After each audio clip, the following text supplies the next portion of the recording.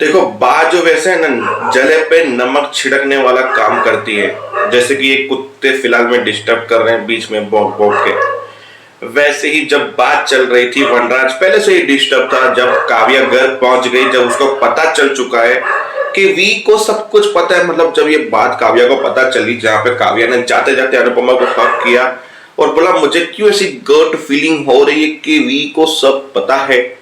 अनुपमा ने बोला हाँ, वी को सब पता है। मतलब काव्या के होश उड़ गए कि वी को सब पता है, मतलब सब ओवर, सब ओवर। अब काव्या तो घर गई, पर घर क्यों गई ये लोग? क्योंकि देखो, केक कटने वाला है काव्या के इस बेबी शावर का। प्री बेबी शावर था वैसे, बेबी शावर 7वें महीने में होता है, जहां पे काव्या ना नाच सकती है ना कूद सकती है, तब होता है बेबी शावर। पर ये baby shower pre baby shower था, मतलब एडवांस में बेबी शावर। अब उसका केक कट रहा था, जहां पे अंकुश की एंट्री हुई फाइनली। अंकुश ने बोला मैं मेरे बेटे के बारे में कुछ बोलना चाहता हूं। बात सोची कि यार तुम लोग इतने बड़े भी कैसे हो गए कि आज तक हमको पता नहीं है कि तुम लोगों का बेटा भी है। मतलब इतनी भी दूरी अच्छी नहीं है, मिलाओ चलो अपने बेटे से।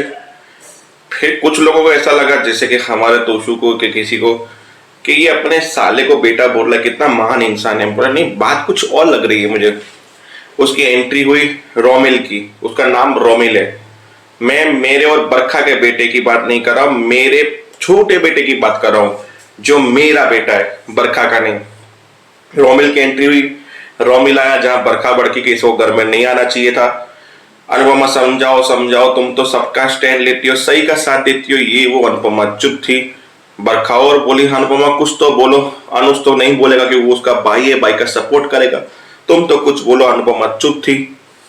बरखा ने बोला नाजायज है, फलाना है, ढिंकना है, ये है वो है, मैं इतने सालों से जेल रही हूँ, तुम्हें ये कर रही हूँ, मुझे पता था फिर भी मैं तुम्हें जेल लाई थी, तो मैं बर्दाश्त कर रही थी। क्यों? क्योंकि तब तक तुम इसे घर पे नहीं लाए थे। बोला ये अब मेरी जिम्मेदारी है, क्योंकि इसकी माँ इसको छोड़ के अब्रोड जा चुकी है।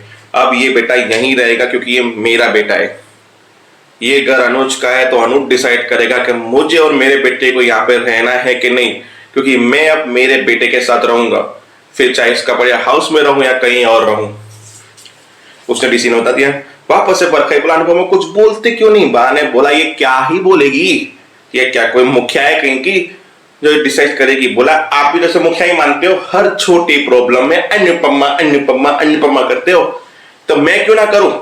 अनुपमा सही का साथ देती है, इसके लिए अनुपमा का नाम ले रही हूं मैं। वहां पे बाबूजी ने कहा वनराज हमें चलना चाहिए।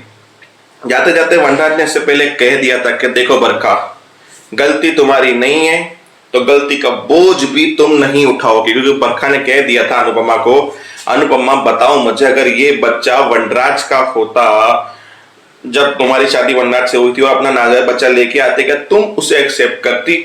जब तूने काव्या को एक्सेप्ट नहीं किया तो वनराज के बच्चे को कैसे एक्सेप्ट करती तू? इसको साइड पे रखो। सोचो कि अनुज इतने सालों के बाद किसी बच्चे को लेके आता, क्या तुम उसे एक्सेप्ट करती? नहीं करती ना। जब तूने धोखा एक्सेप्ट नहीं किया, किसी औरत को एक्सेप्ट नहीं किया, मैं तो फिर भी एक्सेप्ट करके बैठी हूं, इसके साथ रह रही हूं। तूने तो वनराज को डिवोर्स दे दिया था, अनुज से शादी कर ली थी, तो मैं तो फिर भी इस इंसान को जेल रही हूं, तो उसके बच्चे को क्यों जेलूं मैं? बस मुझसे नहीं होगा। बाबूजी ने बोला घर चलते हैं, सारे लोग घर चले गए। काव्या ने हक किया, बोला कि मुझे गट फीलिंग है। बोला हाँ तुम्हारी गट फीलिंग सही है, वनराज को पता चल चुका है। सारे लोग घर पहुंचे। फिर बा ने जले पे नमक छिड़ाने का काम किया सस्पेंस में। जहां पे बा बोले कि यार ये कोई हलवा थोड़ी था, कोई भी बच्चा उठा के आ जाए, बोले इसे अपना लो, कोई भी थोड़ी अपना लेगा किसी की गलती को। कल को अगर काव्या ने ऐसी कोई गलती की तो क्या वनराज खुशी खुशी डांडिया खेलेगा? आओ डांडिया खेलते हैं, इस बच्चे के लिए खुशी मनाते हैं। अरे जब बच्चा ही उसका ना हो तो हम खुशी किस चीज की मनाएं? वहां काव्या का रिएक्शन बाप रे खतरनाक था। वो बा वैसे भी जले पे नमक छिड़क रही थी। वनराज ने बोला सही कहा बाप ने, मैं किस चीज की खुशी मनाऊं? एक तमाशा वहां खत्म नहीं हुआ अभी तक, और यहां तमाशे की लाइन लगने वाली है। तो वेट एंड वॉच देखते रहिए अनुपमा। तब तक के लिए जय हिंद, जय भारत।